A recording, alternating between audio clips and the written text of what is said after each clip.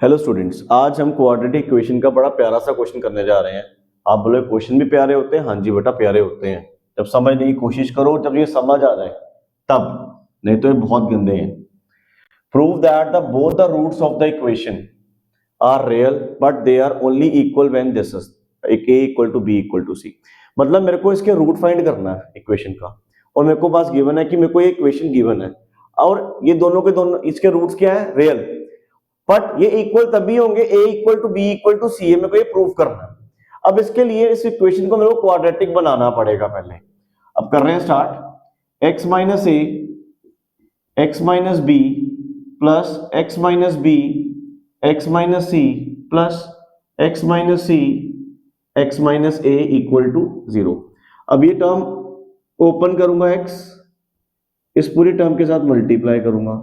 अब बचा माइनस ए, ये पूरी टर्म के साथ मल्टीप्लाई करूंगा। अब ये बचा x पूरी टर्म के साथ मल्टीप्लाई। अब ये बचा माइनस बी, ये भी पूरी टर्म के साथ मल्टीप्लाई। अब ये x पूरी टर्म के साथ मल्टीप्लाई और माइनस सी भी पूरी टर्म के साथ मल्टीप्लाई। अब ये मेरे पास क्या बन गया? X square minus B x minus ए एक्स माइनस माइनस प्लस ए बी एक्स स्क्वायर माइनस सी एक्स मल्टीप्लाई किया minus B x minus minus plus, ये आ गया b into c x square x into a minus A x minus C x minus minus plus that is a C equals to 0।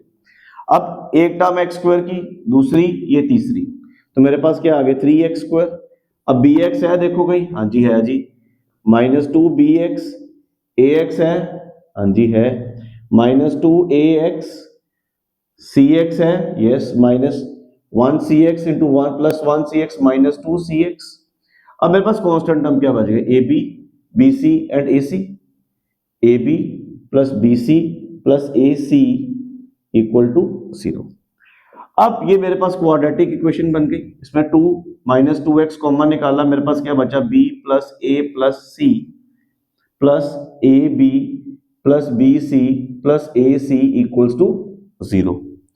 अब यहां तक मेरे को समझ आ गया। अब मैं यहां पर लगाऊंगा डिस्क्रिमिनेंट का formula, that is d is equals to B square minus 4ac। अब b क्या है मेरे पास? ये पूरी टर्म, a क्या है मेरे पास? दैट इज 3, और ये मेरे पास क्या आ गया? c। x को छोड़ दो, पूरी क्या आ गई? अभी सॉल्व कर रहे हैं यहां पर। अब d is equal to B square minus 4ac। b मेरे पास क्या है? That is minus 2 bracket a plus B plus C square 4a क्या है मेरे पास? दैट इज 3, और c मेरे पास क्या आया? A B plus B C plus A c. यहां तक मेरे पास आ गया। सॉल्व किया, क्या आ गया? 4 a plus B plus c whole square, ये मेरे पास क्या आ गया? Minus 12 a B plus B C plus A c के इक्वल आ गया। अब मेरे पास आ गया 4 ब्रैकेट, अब मैं इसको फॉर्मूला लगाऊंगा, that is A square plus B square plus 2ab। अब इसको सॉल्व करने के लिए इसको मैं रेस कर रहा हूं, या स्पेस चाहिए मेरे को।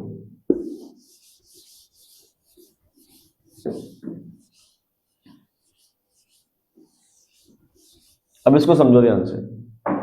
अब मैं यहां पर फॉर्मूला लगा रहा हूं, a plus B plus C का whole square 4 that is A square plus B square plus C square 2ab plus 2bc plus 2ca। ये 9th में आपने फॉर्मूला किया था learn, minus 12ab plus bc plus ac।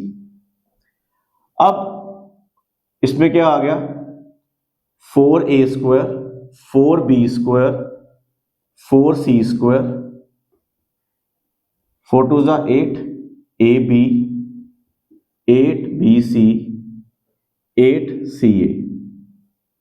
Similarly minus 12ab minus 12bc minus 12ac 8ab minus, ये मेरे पास minus 4ab आ गया, ये मेरे पास माइनस 4bc आ गया, ये मेरे पास माइनस 4ac आ गया। अब मेरे पास ये बचा 4a square 4b square 4c square. सबसे पहले मैंने 4 कॉमन आउट किया, मेरे पास क्या बच गया? a square plus b square plus c square minus ab minus bc minus A c. यहां तक मेरे ख्याल से आपको समझ आ गया। मेरे पास ये चीज आ गई, that is 4 bracket A square plus B square plus C square minus A B minus B C and minus A C. But ये क्वेश्चन सॉल्व नहीं होगा। इसके लिए मेरे को क्या करना पड़ेगा, मेरे को 2 यहां रखना पड़ेगा और 2 सबके साथ ही करना पड़ेगा। कैसे, अब ये देखो, ए स्क्वायर को मैं लिख सकता हूं A square plus A square, 2 B square को लिख सकता हूं B square plus B square, 2 C square को लिख सकता हूं C square plus C square. मेरे पास बचा minus 2 A B minus 2 B C minus 2 A C. अब ये A square minus 2 A B और ये बी स्क्वायर, मेरे पास आइडेंटिटी कौन सी बना दी इसने, ए माइनस बी का होल स्क्वायर प्लस ये ए स्क्वायर,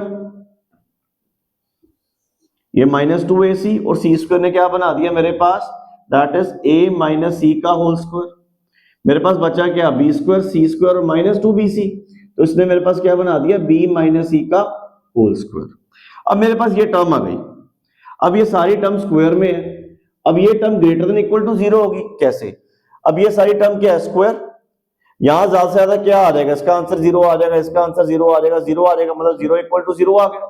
रियल तो है ही है,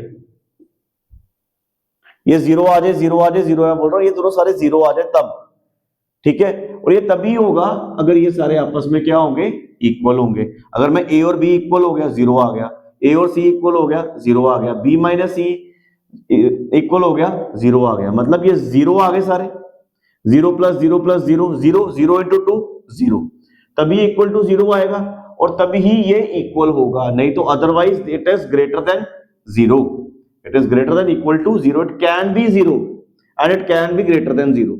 अब ये ग्रेटर देन 0 तब होगा अगर इसमें से कोई भी टर्म 0 ना आए, बट 0 तब आएगी जब ये तीनों आपस में क्या होंगे, इक्वल। अभी a माइनस बी अगर आपस में a और b c और इक्वल है तो a माइनस बी 0 हो गया, a माइनस 0 हो गया और b माइनस सी भी 0 हो गया।